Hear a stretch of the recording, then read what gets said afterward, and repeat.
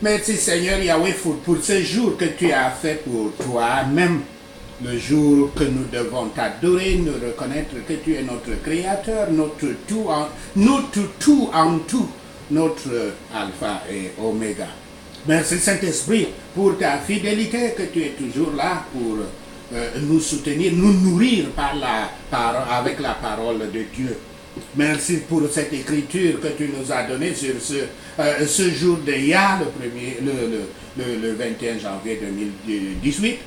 L'écriture que tu nous as donnée, 1 Roi 18, versets 9 et 10. Je lis. Abdias dit, quel péché ai-je commis pour que tu me livres, moi ton serviteur, entre les mains d'Achab? Il me fera mourir. Yahweh est vivant. Il n'y a aucune nation ni aucun royaume où mon Seigneur n'ait envoyé quelqu'un à ta recherche. Quand on disait que tu n'y étais pas, il faisait jurer le royaume et la nation que l'on ne t'avait pas trouvé. Fin de citation. Ceci est la parole de Dieu. Merci Seigneur Yahweh pour béni soit ton saint nom. Le Seigneur nous enseigne aujourd'hui au sujet de la foi contre la peur. Foi contre peur. Yahweh avait envoyé le prophète Élie en lui disant, va te présenter devant Achab et je ferai tomber de la pluie sur le pays. Fin de citation. Verset 1 de ce chapitre 1 Roi 18. Ça, c'est la mission que Yahweh a donnée au prophète Élie. Élie il rencontra, l'écriture dit par hasard, le gouverneur de la maison d'Achab. On peut dire l'intendant, il y a beaucoup de termes pour cela. Non, le gouverneur de la maison royale du roi Achab d'Israël, qui s'appelait donc Abdias, un homme craignant Dieu qui avait caché 100 prophètes de Yahweh dans une caverne afin de les sauver des massacres de Jézabel qui était déterminé à tuer tous les prophètes de Yahweh. Car les versets 7 à 8, c'est-à-dire les 2 versets avant l'écriture que le Saint-Esprit nous a donnée, relatent la première rencontre des 2 hommes. Je cite, Abdias était en route quand Élie le rencontra. L'ayant reconnu, Abdias tomba le visage contre terre et dit, est-ce toi mon Seigneur Élie? Il lui répondit, c'est bien moi. Va dire à ton Seigneur, voici Élie. Fin de citation. Première partie de cette présentation, la peur de l'homme, même de l'homme le plus redoutable, est impie. La peur de l'homme est impie, même la peur de l'homme le plus redoutable.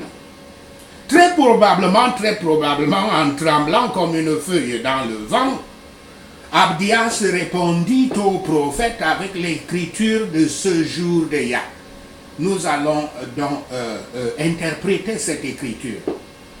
L'écriture dit, je cite, « Quel péché ai-je commis pour que tu me livres, moi ton serviteur, entre les mains d'Achab? Il me fera mourir. » Fin de citation. Une autre façon de le dire, c'est « En quoi ai-je tant offensé Yahweh et toi, son prophète, pour que vous m'infligiez cette punition et que vous m'exposiez ainsi à la ruine et à la mort? » Ou encore, en quoi ai-je offensé Dieu ou son prophète pour que cette vengeance soit prise sur moi de cette manière?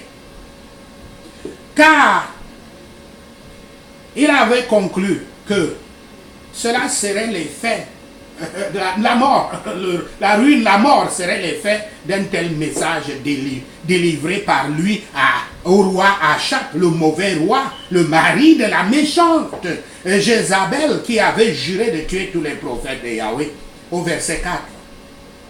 En jurant au nom de Dieu, de le Dieu d'Israël, Yahweh, Abdias dit, je cite, il n'y a pas de nation ou de royaume. Expliquons cela. Bien sûr, les paroles d'Abdias ne s'appliquent qu'aux pays situés immédiatement autour d'Israël et dans lesquels Élie aurait pu se réfugier. Mais il emploie le langage de l'hyperbole africaine, le langage africain de l'hyperbole. Quand je parle d'Africain, c'est parce que Canaan, la terre d'Israël, se trouve dans le continent physique. Le continent physique, ce n'est pas le continent qui est dessiné par les frontières des hommes, mais le continent physique qu'on appelle le continent tectonique africain. Et comme nous allons le voir avec l'hyperbole, comme nous le voyons, c'est une habitude africaine d'utiliser l'hyperbole. Donc, cette hyperbole est assez fréquente dans l'Ancien Testament. Je cite par exemple, l'eau augmenta de plus en plus et toutes les hautes montagnes qui sont sous le ciel tout entier furent recouvertes. Fin de citation. Cette citation de Genèse 7, verset 19. Et on trouve aussi une telle hyperbole dans Deutéronome 2, verset 25. Les hautes montagnes qui sont sous le ciel tout entier, cela est une expression hyperbolique. Les Africains vous diront très facilement, aucun homme sur terre ne peut battre ce combattant. Cela signifie simplement que le combattant est très fort et compétent, bien entraîné, et n'a jamais été battu. Et non pas qu'il soit invincible. Sans doute, c'était le mauvais travail de Jézabel, au nom d'Achab, en complicité, comme avec le meurtre de Naboth, par sa timidité, la timidité de ce roi. Rien n'est plus fréquent que de comprendre des expressions générales avec de telles limitations. Et l'Écriture dit, et que l'Écriture continue en disant, je cite, « Il n'y a aucune nation ni aucun royaume où mon Seigneur n'ait envoyé quelqu'un à ta recherche. » Fin de citation. L'hyperbole doit s'appliquer ici par l'excitation intérieure et la peur d'Abdias.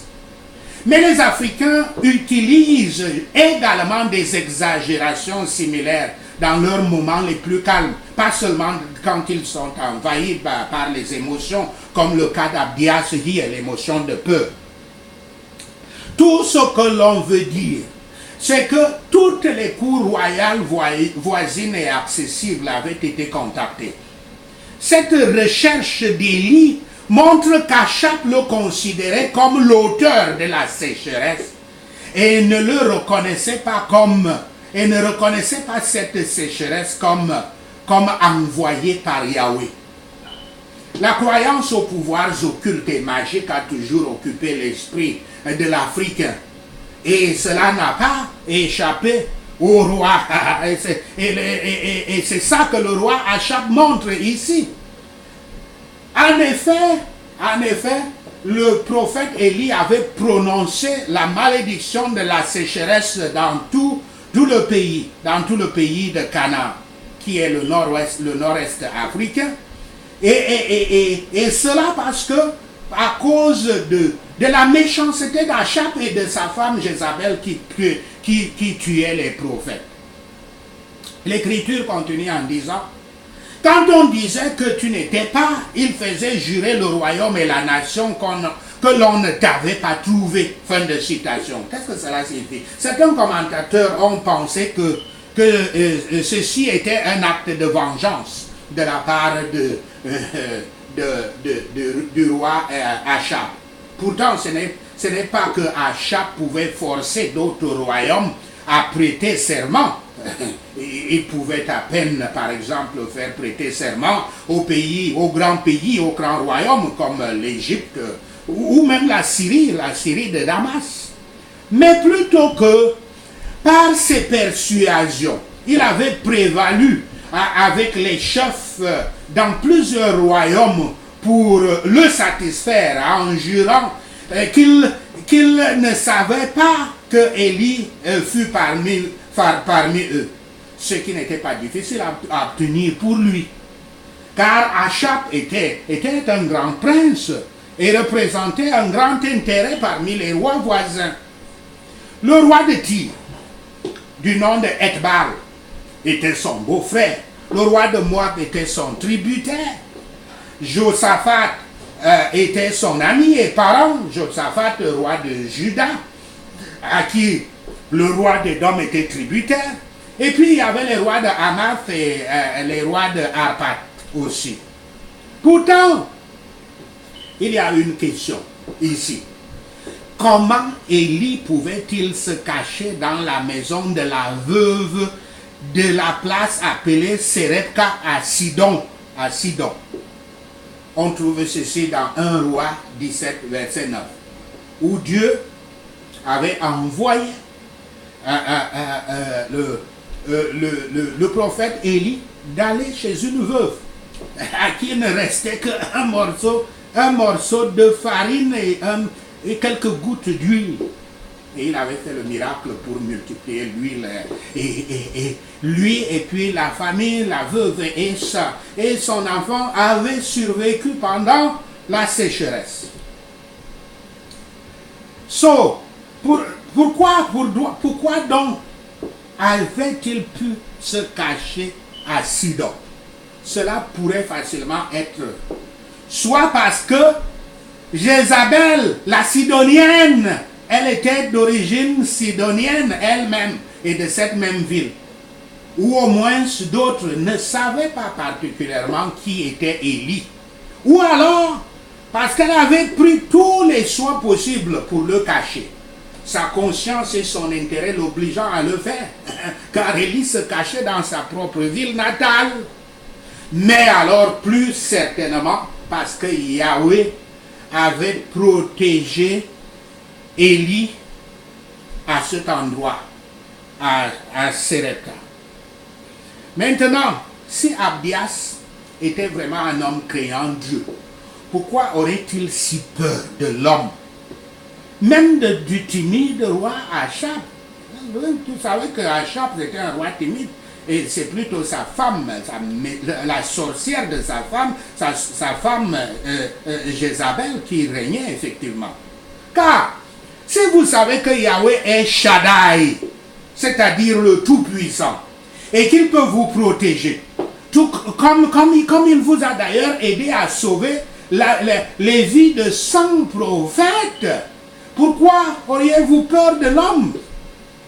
Nous pouvons nous demander si Abdias connaissait la chanson du psalmiste. La chanson qui dit « Yahweh est pour moi, je n'ai peur de rien. Que peuvent me faire les hommes ?» Fin de citation. Citation de Psaume 118, verset 6. Parce qu'il a foi en Yahweh, un homme pieux n'a pas peur de l'homme.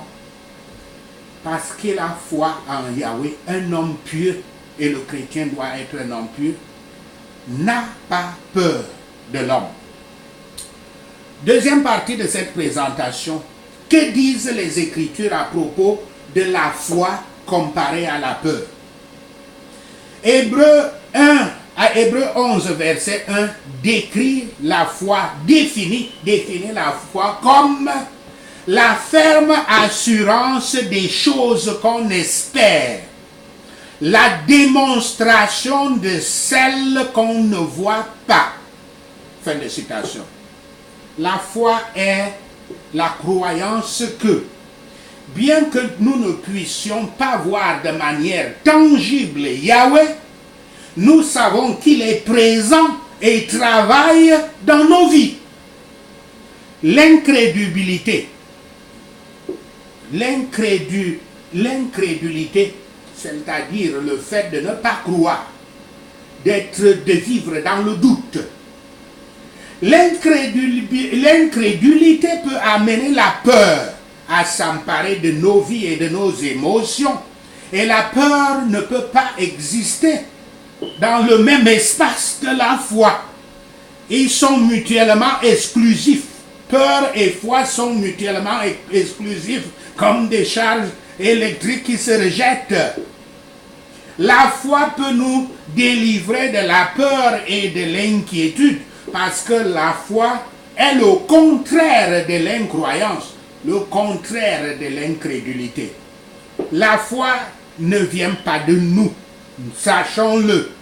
La foi est un don, comme cela est dit dans Éphésiens 2, versets 8 à 9. C'est un don du Saint-Esprit, un don de Dieu. La foi est aussi un fruit ou caractéristique manifesté dans nos vies par l'Esprit Saint, comme c'est écrit dans Galates 5, versets 22 à 23. Plus nous apprenons sur Yahweh, plus nos yeux s'ouvrent à la façon dont il travaille dans nos vies et renforce notre foi. Notre foi continue de grandir à mesure que nous grandissons dans notre compréhension de Yahweh et que nous étudions son caractère. La foi, pour un disciple du Christ, un chrétien, est l'assurance que Yahweh nous aime et se soucie profondément de nos pensées et de nos besoins. Trois choses peuvent construire la foi en vous. Trois choses. Premièrement, les miracles.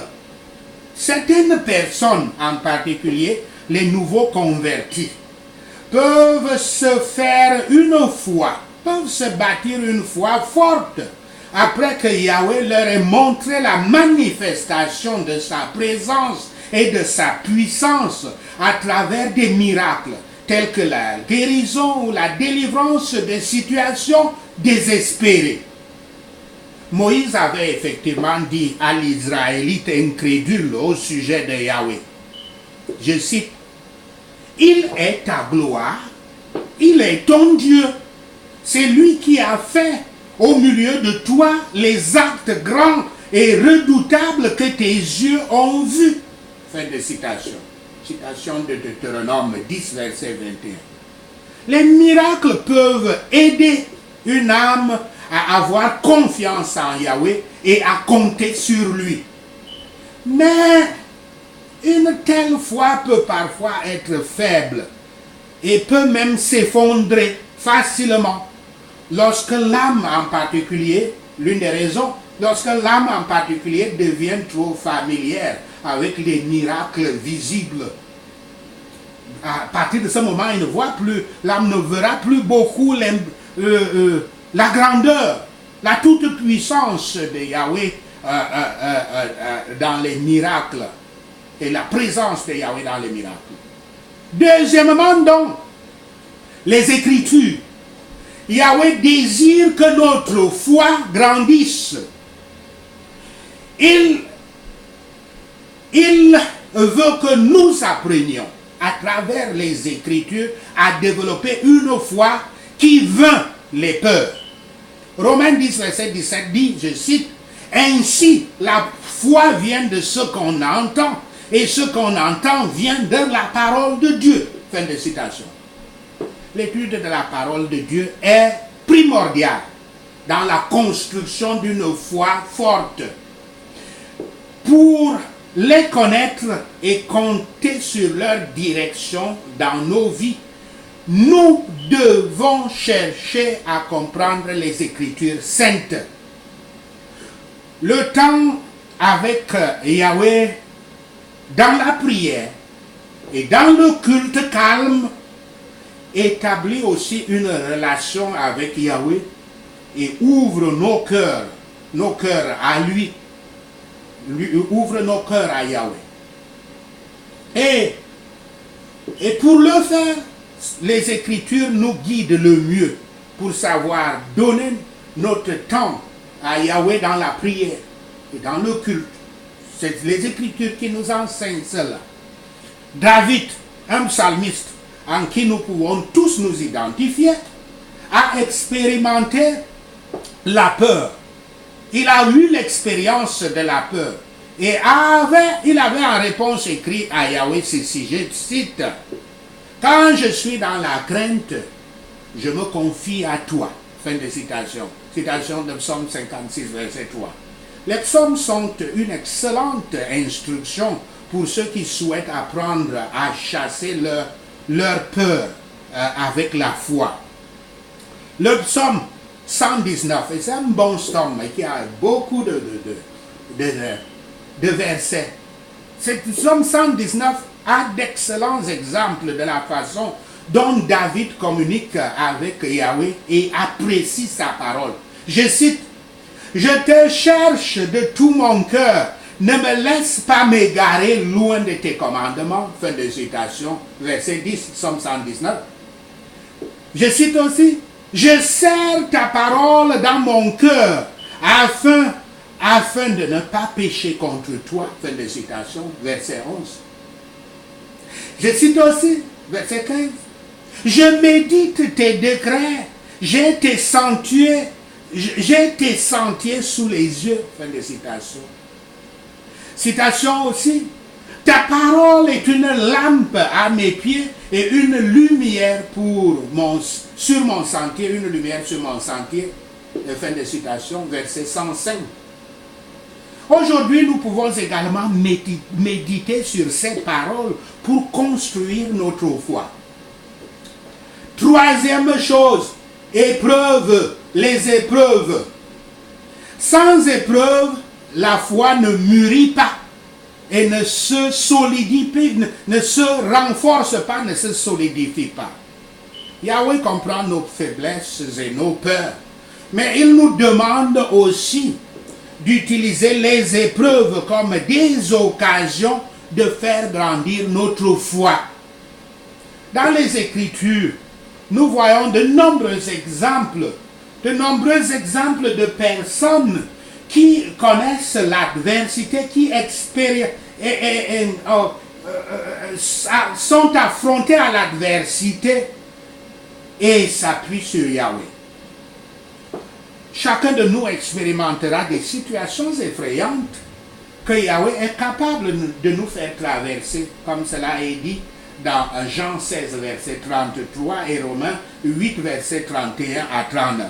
Nous pouvons apprendre à permettre à la parole de Dieu de saturer nos pensées et d'utiliser les épreuves comme des tremplins pour construire une plus grande foi au fait que Yahweh est bon et prendra soin de nous. Au verset 15 du chapitre de ce jour que le Saint-Esprit nous a donné au ce jour, 1 Roi 18, verset 15, il est dit, Élie dit,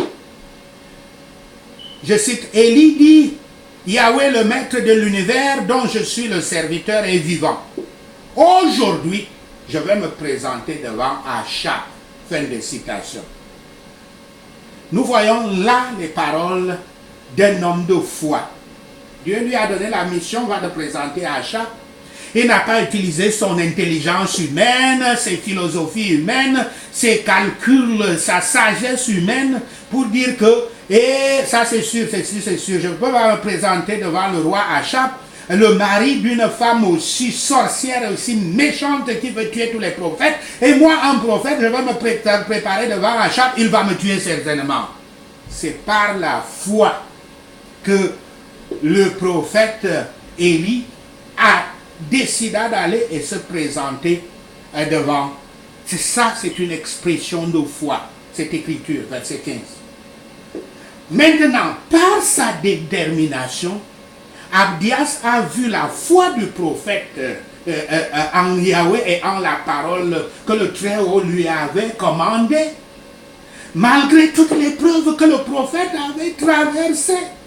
Et Abdias, lui aussi, avait été fortifié avec courage et détermination. Et au verset 7, il est dit, je cite, Abdias alla à la rencontre d'Achab et l'informa de la situation. Achat partit alors à la rencontre d'Élie. Fin de citation. Alléluia. En tant qu'enfants de Yahweh, nous sommes capables de saisir les promesses que Yahweh a décrites, a prononcées dans les Écritures. Maintenant, il y a des versets qui sont utiles pour vous, pour toutes sortes de peurs. Il y en a à travers la Bible, j'en ai sélectionné quelques-uns. Quand nous éprouvons des peines physiques et des épreuves et tout autre type de détresse, de souffrance, l'Écriture dit, je cite, la détresse produit la persévérance. La persévérance, la victoire dans l'épreuve. Et la victoire dans l'épreuve, l'espérance. Or, cette espérance ne trompe pas, parce que l'amour de Dieu est déversé dans notre cœur par le Saint-Esprit qui nous a été donné. Fin de citation. Citation de Romains 5, verset 3 à 5. Lorsque nous sommes confrontés à l'angoisse, l'Écriture est, Yahweh dit, je t'instruirai et te montrerai la voie que tu dois suivre. Je te conseillerai, j'aurai le regard sur toi. Lorsque nous faisons face à des problèmes financiers, le Seigneur dit, et mon Dieu